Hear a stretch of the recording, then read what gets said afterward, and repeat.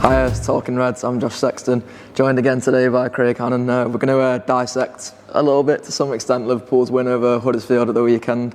Also going to dissect Walsh's agenda, because I feel like sometimes we shine a light on Sean's agendas, but this is right up there with his best work. So well into Sean for that, Craig. Sean starts off with mad team. Thank you, Sean.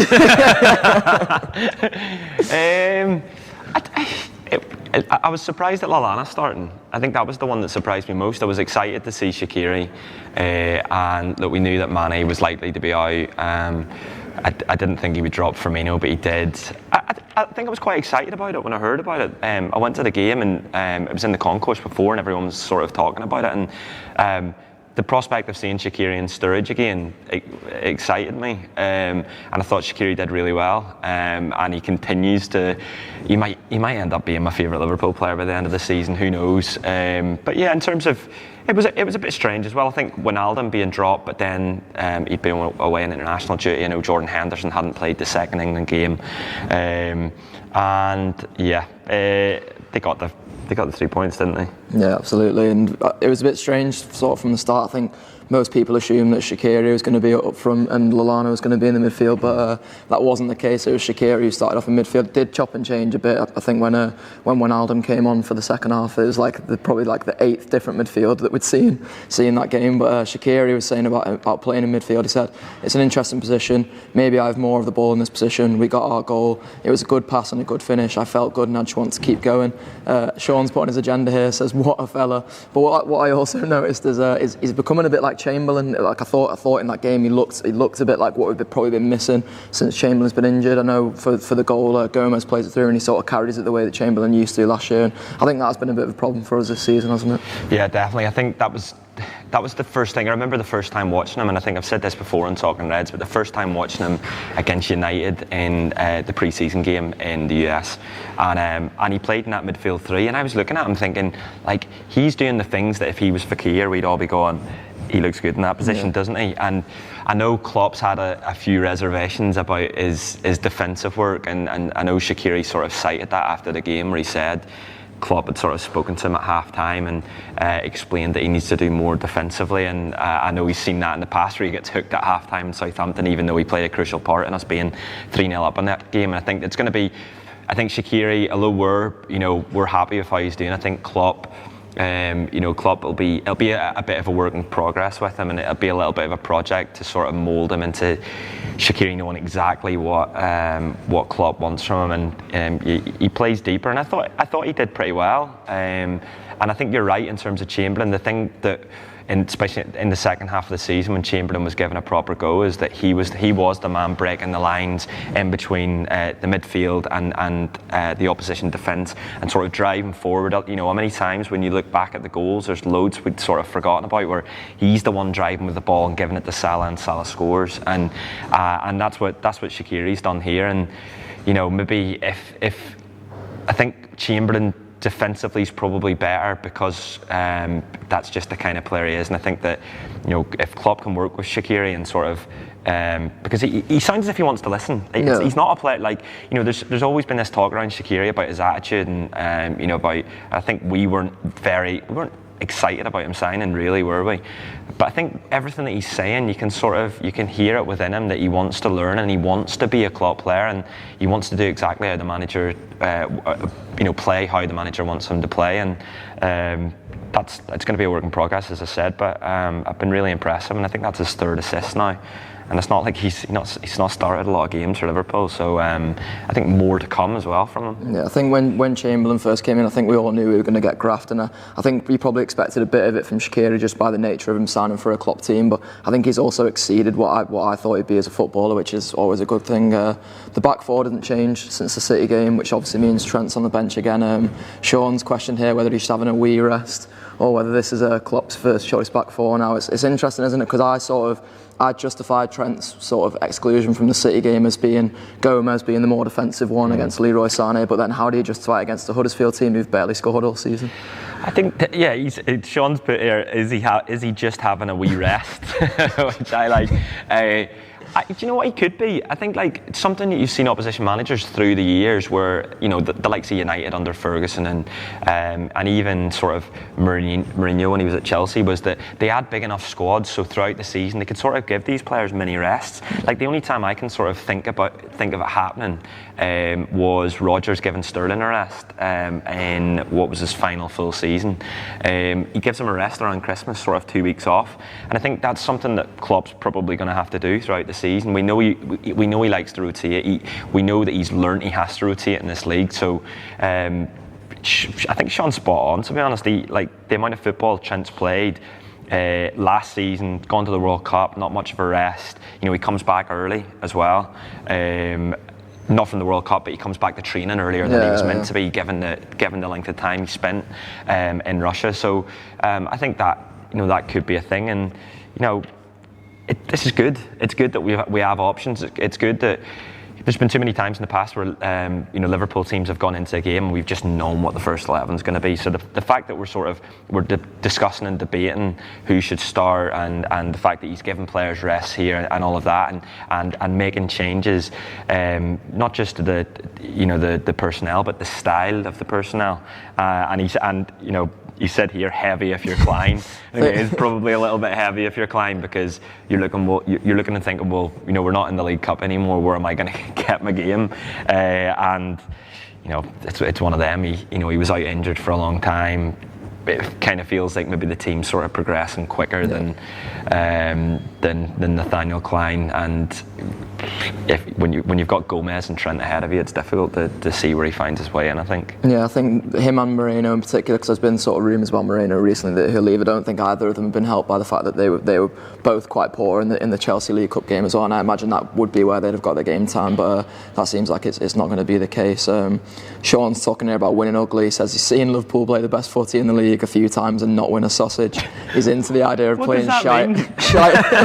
He's into the idea of sausages, Sean. This is my favourite bit. Into the idea of playing shite every week and winning the fucker. I am, to be fair. I reckon this gnarly Liverpool side is probably like, it's not great to watch, but if it brings trophies at the end of the season, then I'm absolutely all for it. It's kind of a bit like substance over style, and it's not often that we've said that about a Liverpool team over the past decade. When you think about it, like think of any times, whether it's under Klopp or that season under Rodgers, when we're playing unbelievable football and it's great to see, but we don't win a thing. So if I don't see us playing this shite every week and winning the fucker. When you've got Man City playing the way they are. Yeah. But I'm okay with this. I quite like how they're gnarly and they're just getting the results they need. And I think that we keep saying it, and it's the most tired phrase of this season. But whenever this team click, blah blah blah, Liverpool will be brilliant. But I think that we know this Liverpool team can blow teams away. We know that they're ferocious in attack, and they can kill you. And once they get one, they'll get two, they'll get three, and we know they can do that to teams. What we did last season, both in the Premier League and the Champions League, is sort of, it breathes fear into the opposition. They know that at some stage Liverpool are going to do this. So the fact that we're able to show everyone that we can win this way now as well, because in the past, think how many times in the past where we haven't, where we get one goal early and we're not playing well, and the defence leaks one, or the goalkeeper makes a mistake, or think of how many times that happened. And now, like, I was in row 2 at the game, and it was really interesting sort of being close to, especially in the second half, when you see sort of Van Dijk and the goalkeeper communicating and the way they talk to each other in corners and stuff, and being so close to the goal, right behind it, I wasn't getting worried. And there was this point where right near the end, Van Dijk clears one, and the goalkeeper and him just sort of hold each other's head, and he says to him, he's like, "We've done it." And I love that, like being close to be able to see that we've done it. And I think that sort of, that confidence, it's not just about Van Dijk. I know we're going to talk about Alisson, but there's just they have a confidence within each other now, and we have a confidence in them, and that's a sea of change compared to some of the Liverpool sides that we've watched over the past decade. Yeah, and I think on the thing of it clicking, I sort of feel like Klopp's not really experimented so much like so far this season. I think for the first part of the season in particular, when we had such a difficult run of games, I think he sort of went with a team who he knew could get the job done and little more. It wasn't a team who I don't think he thought they were going to particularly excite. I don't think he thought any of them midfielders were going to be doing gut busting runs through midfield and breaking the lines. Like, it's not what Milner, Wijnaldum or Henderson do to any extent. So I think you'll probably see him experimenting more now, and you did at the weekend. You saw him make loads of changes and try different things, and I think that's probably what you'll see over this next run of games is him trying to find the system that will click, and like you say, hopefully it does sooner rather than later. I think you're right on that. I think that I don't think he knows his best 11 yet, because I don't know either. I don't think he knows the best system for the players that he's got, particularly the new lads. I don't think he knows what gets the best out of everyone. And it's okay that if we're working that out still, and we're sort of working out who goes where and who's, if you're playing I don't know what the next big game, Arsenal, like who's gonna play in that game, and I think that's okay to be working that out. I think it's a nice headache to have, because it's, as I've said before, it used to be an 11, and then you had the subs that weren't quite good enough to be in the 11, and now we've got loads of players, and even like Fabinho there, that he makes his Premier League debut. It's a short cameo, but like he's doing the things that we want Fabinho to do. And I thought he looked good as well. Yeah, I did, and I think that at the start of the season we signed Fabinho and Keita, and everyone's going, right, this is going to be our midfield. It's going to be, it's going to be Fabinho, Keita, Henderson, or whoever you think it's going to be.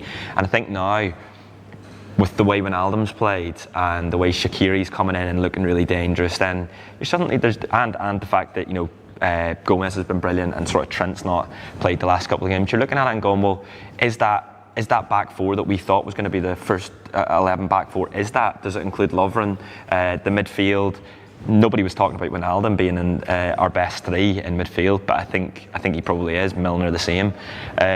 So yeah, it's all positive, I think. Yeah, I think it also shows that, like, as much as we can talk about best 11s and stuff, there's probably not sort of a textbook best 11 that he's got. He's probably going to play certain lads in certain games and certain lads in others. And I know that sounds obvious, but he's got the squad to go sort of horses for courses and play lads in certain games who are more suited to it than others. And I think that was why I thought that Gomez played in the City game. I probably can't justify it as much for Huddersfield, but he doesn't do a bad job, and neither does Lovren. Lovren's come in and played a couple of good games, so I think Klopp's completely justified. And I think as well, if I'm Huddersfield and I look at the front, if I look at the first 11 that's starting against me before the game, I'm not getting excited that Daniel Sturridge is playing up front, but then you wouldn't say he's in our best front three, or Shaqiri, bit of debate whether he's in the first 11, but they're not looking and going, thank God he's dropped such and such, and it's Shaqiri playing. Well, it's Liverpool's player of the month who's just scored the goal in the month. They're both equally as dangerous, so that's what I would say. And I said it before, like, whenever this team does click,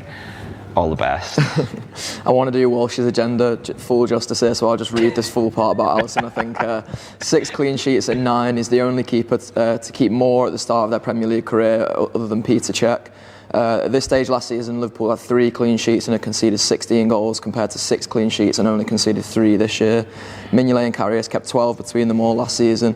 We could have that by Christmas. It's our best start to a season defensively in our history. Sound that? I think you've just done that. That's been talking around today. No. I love the man. And there was a couple of times at the weekend my heart was in my mouth in terms of him holding on to the ball, and there was a couple of stray passes, but there was also some really intelligent bits. I think you can panic about the sort of the playing with the ball at his feet too much as well, because the De Poitre one, I noticed the commentary because I was watching on telly. The commentary made loads of it. They made loads like, he's nearly closing down there. He's nearly, but like it was never going to lead to anything. Alisson was like right by the byline, away from his goal. Like De Poitre would have had to done so much to be able to score from that. Like, albeit it's unnecessary, like, to be sort of in danger there and be getting closed down. But like, you've got to accept that that's going to happen with him as well. And it's difficult to get excited about the lovely spraying balls across the field, or like him holding on to the ball and allowing, because basically, like, I saw a video where he's holding on to the ball, and their front line are coming closer and closer, and then their midfield's coming closer and closer, and he's almost like drawing them in, and he's drawing them in as late as he can. I've heard him talk about this. He's drawing them in as late as he can, so then he can play the ball behind their midfield. He did it twice, maybe 3 times at the weekend, where he does it to Salah, and Salah wins the flick on. He does it, and Sturridge wins it. There's a couple of times where they're just short, or the Huddersfield defender wins it. But he's not just doing this for to scare us. He's doing this. There's a reason why he does this, and this is how he plays football. And Jurgen Klopp's bought him knowing exactly what kind of keeper he is. So I think that it feels like just opposition fans, commentators, the media are dying for him to make they're just dying for him to make a mistake. Opposition fans loved it when he did that at Leicester, because you've bought this keeper, he does that and he's made a mistake so early, but he isn't arsed. If you think Alisson's arsed about anything anyone's saying about him, he's not. He's the coolest lad I can ever remember us having in nets, and look, 6 clean sheets in 9. He's been a big part of the defensive successes this season, and it's unreal having a goalkeeper that when you're not like worrying or debating who should be in nets, or worrying about him coming up. We've seen him against Chelsea, he makes 2 saves that allows Daniel Sturridge to then score the equaliser, it's going to be another one. It's going to be an unhealthy love for this man, I think, by the end of the season. And I think once it's good to have that about your players and your goalkeeper, because Reina for a couple of seasons was brilliant, but I can never remember one of my favourite players being the goalkeeper. Long may this continue. Yeah, and long may the defensive stability continue as well. Just a few more goals, because Man City are getting a couple, so we might need some soon. I think I read a stat as well, and I really hope the lad on Twitter is not having me off here, because I haven't researched it. So. But I think Van Dijk's got more clean sheets than any other defender in the Premier League since his debut, which is interesting. And he's been again, unhealthy love for that man as well. But him and Alisson together, I just can't remember a life supporting Liverpool before those two, and it was only a year ago. Do you know what I mean? So brilliant. There's a lot to be said for having 2 big rocks who are both really good on the ball, especially when one of them's in your goal. And then another one that's in Joe Gomez as well. So, exactly. In terms of what's been recorded on the Anfield Wrap today, we've got the free show, the main Anfield Wrap show, and also the review. And I imagine there'll be some Champions League previewing over the next 2 days as well. So watch out for that and subscribe to Under the Lights. We're recording tonight. I think it'll either go out. I think it goes out tomorrow actually. So it's our Champions League preview show. Always good, always exciting, always lively. Then we're doing a live show before Liverpool Cardiff. I might as well talk about that while I'm talking here. We're doing a live show on air at Kane's Brewery in Liverpool. If you're going to the Cardiff game, why not come down? 12 till 2. Big chat about the Reds, loads of audience participation. There'll be live music as well. It's only £7, that's 12 to 2. So get down to that. Ctickets.com as well for the tickets. Get on that. Get on the Anfield Wrap. Nice one.